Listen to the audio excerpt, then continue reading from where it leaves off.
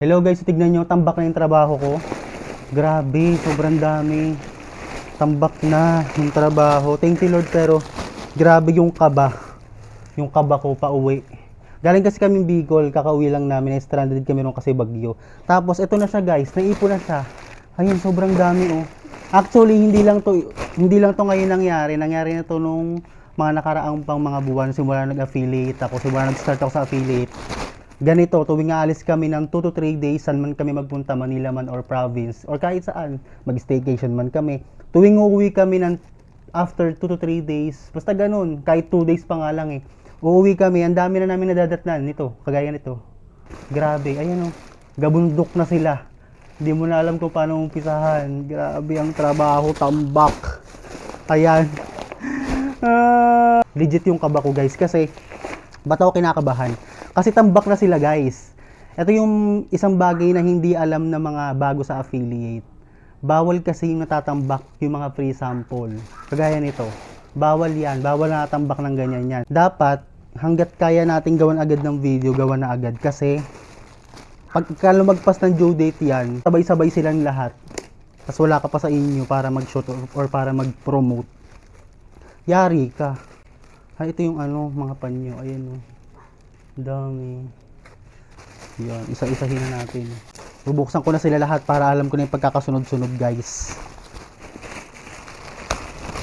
Pag hindi mo sila na-promote agad, pag lumagpas na sa due date, yari ka. Una, mababiolate ka muna. Pangalawa, pwede ka maban. Wash bag. So, mawawala yung trabaho mo, di ba? Sayang. Yan yung hindi alam ng ibang nag-affiliate. May mga due date kasi yan. Kailangan magawan agad ng video. Ako kasi, kinakabahan ako kasi, syempre, ito na nga lang yung trabaho na meron tayo bukod sa Facebook. Manghirap kung di ko bibigyan ng importansya kasi naranasan ko na mawala ng trabaho dati. Almost 4 years akong walang trabaho. Talagang sarili mo lang yung tutulong sa'yo. Kawawa ka. Hindi ka naman nila matutulungan. So, kung ano yung trabaho na meron ka, bigyan mo ng importansya, alagaan mo, ingatan mo. Sapatos, tsinelas. Sa mga nag-uumpisa dyan sa affiliate, alam nyo na. Pagka nagkaroon kayo ng free sample, gawin nyo agad. Para pag ginawa nyo siya agad, pwede nyo siya agad sundan ng another video. Para madamihan nyo yung video sa isang product, para ma-promote nyo siya ng maraming beses, 'di ba? Yung isang product. Para matuwa yung seller. Kasi nakakahiya sa seller kapag request lang tayo ng request tapos tinatambak lang natin, hindi naman natin pinopromote. Uy, jacket! Another jacket! Another jacket, another jacket, another jacket. Sa Facebook kasi, hindi na masyadong malaki. Sa Facebook kasi guys, hindi na malaki yung kita. Tapos demonetize pa yung dalawa naming page.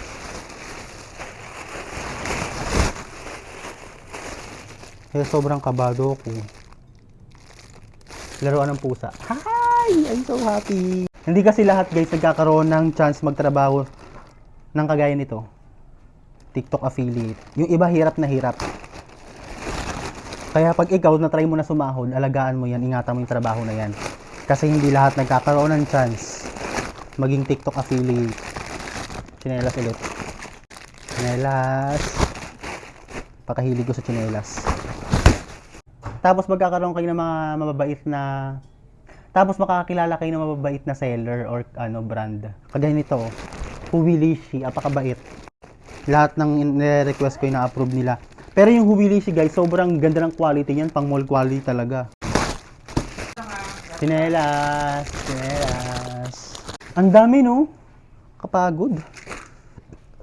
Yun lang guys, bye-bye. Guys, meron pala ako nakalimutang sabihin sa inyo, advice ko lang, hindi kayo pwedeng gumawa ng video na sunod-sunod. Kunyari, itong product na to, no? Gumawa ako ng video, 5. Tapos ito lang yung damit ko, sunod-sunod. Spamming yun. Dapat, kung gagawa ka ng video for this, tapos for this, iba-iba yung damit. Tapos iba rin yung background. Basta iba-iba yung setup. Hindi pwedeng yung pare-pareho lang yung itsura mo, pare-pareho lang yung damit, yung kulay ng background, yung basta yung setup, hindi pwedeng pare-pareho lang sa isang araw. Pwede ka mag-upload ng 5 hanggang 10 video sa isang araw. Pero dapat magkakaiba ng damit yun. Hindi pwede pare-pareho kasi spamming yun. Matalino sa TikTok. Tapos guys, sobrang grabe ang trabaho na to, talagang hindi mo pwedeng sabihin wala kang boss. Ikaw yung boss. Hindi. Ang boss mo yan sila. Sila yung boss mo. Naghihintay sila sa bahay mo. Tapos pag di mo sila tinrabaho, yari ka. Kaya ang boss mo talaga yan sila, hindi totoo yung wala kang boss. Wala kang boss na physical na tao na nagmamando sa'yo. Pero ang boss mo yan sila. Pag di mo sila inasikaso, wala kang pera di. So yun ang advice ko guys. So good luck sa lahat na nag-affiliate din dyan, laban.